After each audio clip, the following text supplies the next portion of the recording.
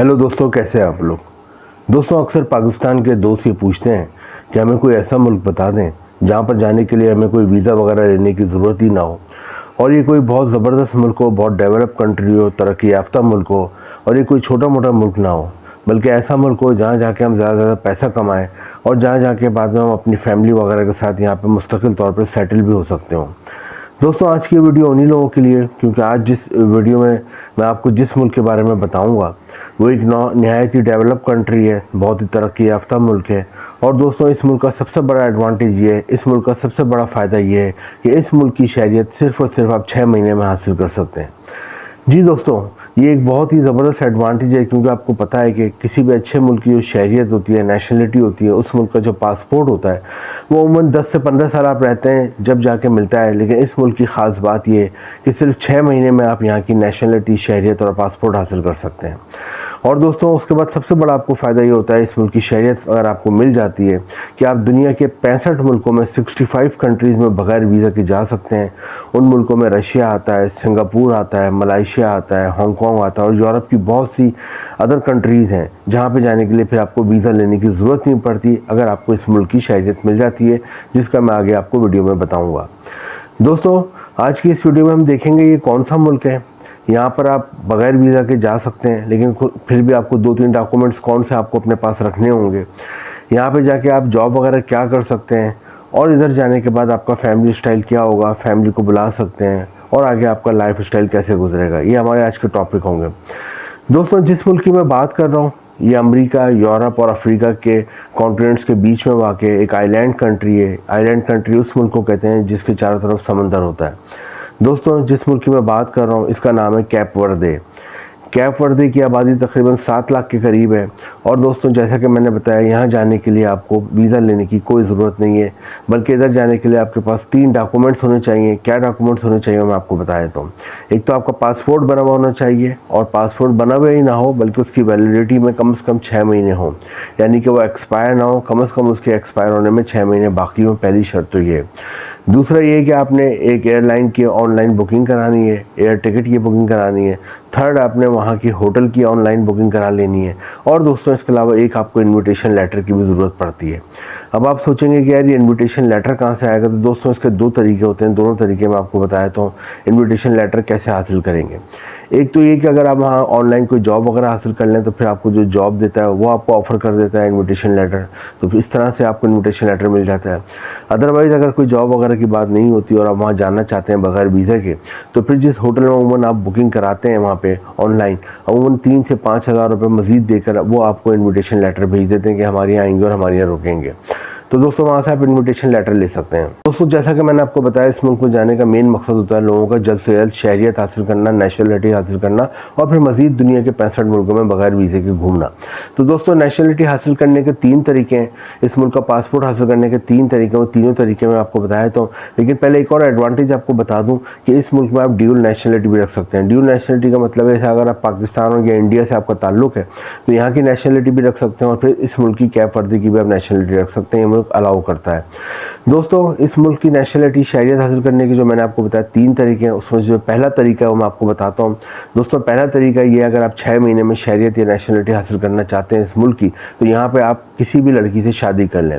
अगर आप किसी भी खातून या लड़की से यहाँ शादी कर लेते हैं तो आपको 6 महीने में नेशनलिटी और शहरियत मिल जाती है। पहला तरीका है।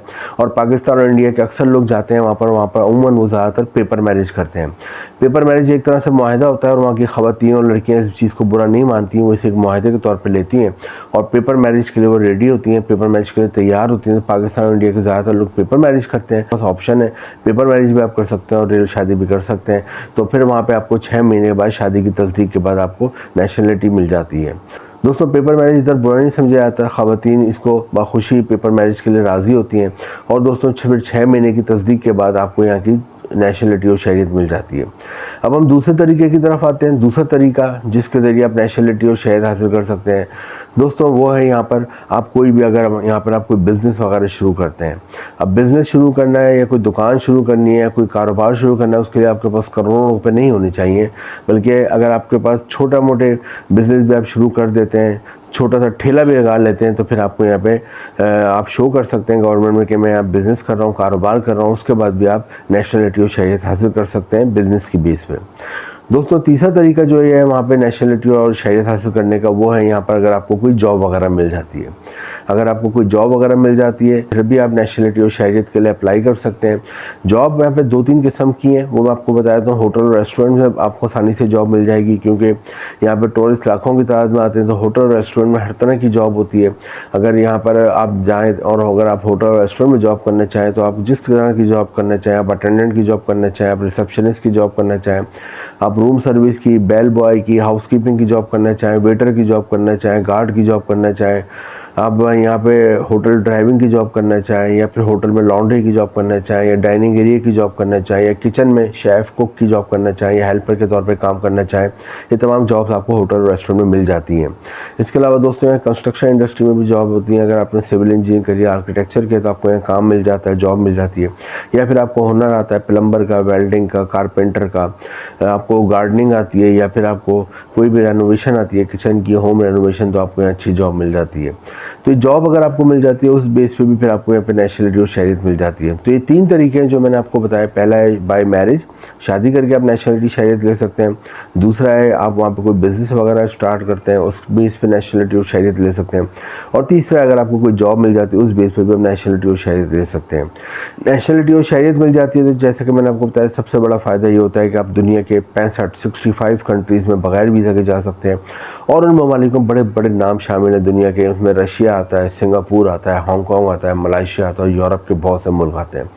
तो दोस्तों कैप वर्दे एक बहुत ही ज़बरदस्त कंट्री है। यहाँ के लोग बहुत फ्रेंडली होते हैं, क्राइम वगैरह का रेट भी इतना नहीं है और यहाँ पे बहुत ही पुरअमन मुल्क है। यहाँ पे आप जाते हैं तो आपको एक अच्छा एटमॉस्फेयर मिलता है, एक बहुत खूबसूरत मुल्क मिलता है और यहाँ पे आपको एक ज़बरदस्त सिस्टम मिलता है। कैप वर्दे में हर तरह के आपको लोग मिलते हैं। यहाँ पे क्रिश्चियन भी मिलते हैं, यहाँ पे हिंदू भी मिलते हैं, यहाँ पे मुस्लिम भी मिलते हैं, यहाँ पे सिख भी मिलते हैं, यहाँ पे ज्यूश भी मिलते हैं। और सबसे अच्छी बात ये है यहाँ पे सारे लोग मिलजुल के रहते हैं, एक दूसरे के साथ बहुत कोऑपरेट करते हैं।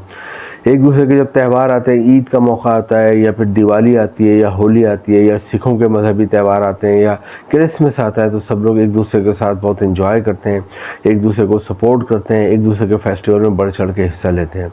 कैप वर्दे में एजुकेशन सिस्टम बहुत अच्छा है, यहाँ का मेडिकल सिस्टम बहुत अच्छा है और दूसरी बात यहाँ के लोग बहुत फ्रेंडली हैं। छोटा सा मुल्क है, आबादी इतनी नहीं है, इसलिए ना वर्कर्स की भी ज़रूरत पड़ती है। तो दोस्तों अगर आप बाहर किसी अच्छे मुल्क जाना चाहते हैं और ऐसे मुल्क जाना चाहते हैं जहाँ पे जाने के लिए आपको वीज़ा लेने की ज़रूरत ना पड़े और इस मुल्क से फिर आगे आप दूसरे मुल्कों में भी मूव कर सकते हैं, कैप वर्दे एक बहुत अच्छा ऑप्शन है, इसके लिए ट्राई करें। और कैप वर्दे में ये भी देखा गया है कि जो लोग यहाँ पे जाते हैं और जब उन्हें नेशनलिटी और शहरियत मिल जाती है तो देखा गया है कि 5 से 10 साल बाद वो मज़ीद आगे किसी अच्छे मुल्क में मूव हो जाते हैं। तो दोस्तों अगर आप दुनिया में किसी अच्छे मुल्क में जाना चाह रहे हैं तो कैप वर्दे उसकी पहली सीढ़ी है।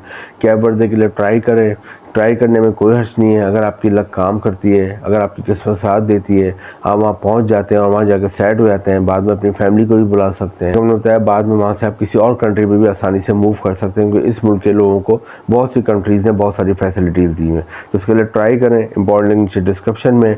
वीडियो अच्छी लगी हो तो लाइक करें, शेयर करें और चैनल को सब्सक्राइब करें। Thank you.